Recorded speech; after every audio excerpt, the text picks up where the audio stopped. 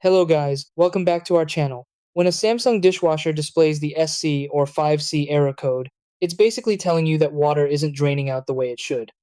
You might notice water sitting at the bottom of the tub, or the cycle stopping before completion. This error is not random, it's triggered when the system senses that drainage is blocked or delayed. In many real situations, the cause isn't a major failure, but something simple like a clogged filter, a kinked drain hose, or debris stuck in the pump area.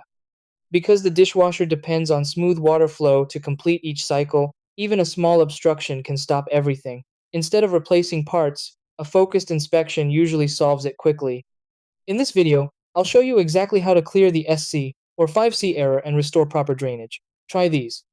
1. Turn off the dishwasher and disconnect it from power. 2.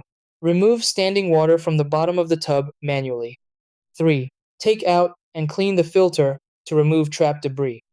4. Check the drain hose for bends or blockages. 5. Inspect the drain pump area for any obstruction. 6. Restore power and run a cycle to confirm proper draining.